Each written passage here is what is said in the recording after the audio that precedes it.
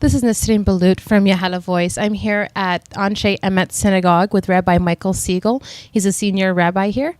And I would like to first and foremost congratulate you on another successful year of interfaith gatherings. Thank you very much. We're very, very proud to welcome Iftar in the synagogue to the Anshe Emet Synagogue this year. It was a great success. Many, many people turned out. It was a very heterogeneous crowd, and we are thrilled with the event. That's great to hear. So why does interfaith dialogue matter? I don't think that we are going to fulfill our religious traditions alone. We live in America. We have the opportunity to come into contact with different religious groups. And if we don't take the opportunity, then it will be our loss. I also think that the Jewish community can be enriched by learning of Islam. And I certainly believe that the Muslim community can be enriched to learn more about Judaism. But it takes more than academic learning. We need to sit down with each other face to face. We need to share a meal. We need to appreciate each other's humanity, appreciate each other's traditions, and grow together. And in that growth, I think, we will create a more understanding world and a more peaceful world to pass down to our children. So what initially sparked your interest in understanding other faiths and your thoughts about interfaith in general? Well, this is a congregation that has a long history of interfaith work. Most recently, our congregation has been reaching out to the African American community through their churches on the South Side. We are an urban congregation, and so we have that not only opportunity, but I believe a responsibility to make that effort. I have long wanted to create more of a bond with the Muslim community, and we're thankful that the JCUA, which is a Jewish organization that does a tremendous amount of work in urban environments, has really built the bridges to the Muslim community, and it is our pleasure to take part with the JCUA in this effort. So what are your views on addressing ethics in interfaith gatherings? Do you feel as if the ethics are similar? There's no question that the two traditions share many ethical ideas in common, whether it's the treatment of workers, whether it's the treatment of animals, whether it's treatment of environment, or the treatment of each other. And I think that we have much to teach each other about those similarities so that we can come together and bring and allow the religious voices that we represent to speak more loudly, not just in our understanding of one another, but also to help transform America to being the ethical nation that it can be. So what has been one of your highlights as the senior rabbi at Anshe Emet Synagogue?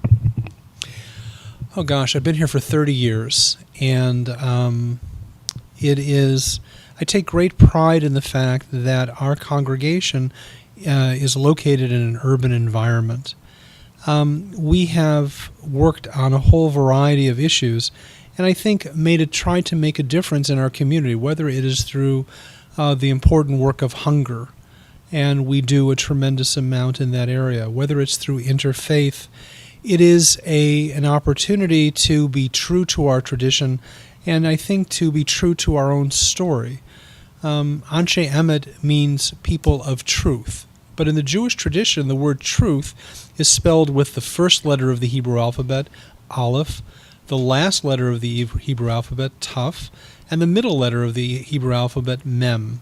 So this is a word that comprises the beginning, middle, and end of the Hebrew alphabet, as if to teach us that truth is not found in any one place, but truth is expansive.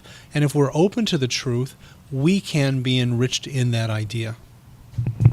So given the recent events, both in Boston and throughout the world, what are the most important things to keep in mind when working on interfaith issues?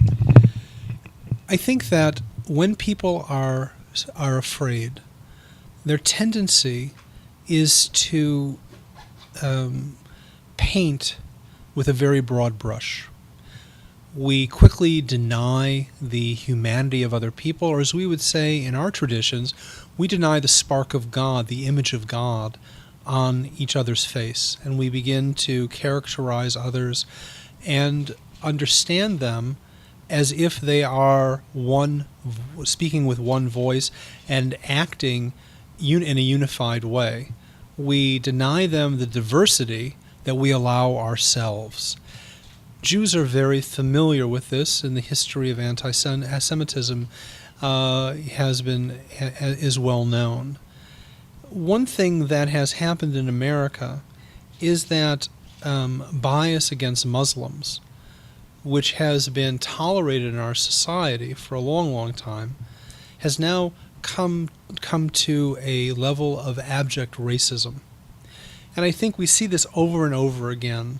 Since 9/11, the Muslim community has been subjected to scrutiny and suspicion in ways that, at least from my vantage point, are both unfair and in many ways un-American. And this country has a tradition of doing that. We've done that with the Japanese. The Jewish community was suspect for many, many years, and now the Muslim community has been suspect. It is the call of every religious tradition to speak out in a loud and clear voice to fight against this kind of racism. Because at the end of the day, there is no one people that will be subjected to this racism. It will affect all of us if we allow it to breed and to fester. We have the responsibility to speak out. And in the same way, we look to the Muslim community to speak out as well when anti-Semitism rears its ugly head. Here, I think, we can join together as one people so that we can allow for the best of our faith, the best of our traditions, and I think also to honor God, or Allah, however you understand God, to recognize the image of God, the individuality of every person, and the sanctity of every human life. I'd like to thank you so much for your time, Rabbi. And I would also, in order for us to wrap up, I would just want to know if you had any ideas for future. Do we hold anything in the future if people get involved in more interfaith discussions? I think the opportunity is not just to gather episodically. It's very nice to gather for Iftar in the synagogue once a year, and this program has been going on for nearly a decade. But if we don't leave these events changed, if we don't leave more open to each other, if imams and rabbis aren't meeting more often as a result of this, then what we have done is we have failed in what could be the larger and greater opportunity that this presents. This is the responsibility of our religious traditions. It places this responsibility on our shoulders squarely to be courageous, whether it's Moses or Muhammad. We need to follow their good example and to speak with truth and to act with resolve and to change the world. And this we can do. It is wonderful that Interfaith Dialogue has come a long way, and I thank you, Rabbi Michael Siegel, for taking the time to speak with us today. I look forward to more successful future events and a continuing bond for many years to come. Once again, we are at the Anshe Emet Synagogue at their 2013 Neighbors Against Bigotry Iftar event. This is Nesreen Ballut, Yahala Voice.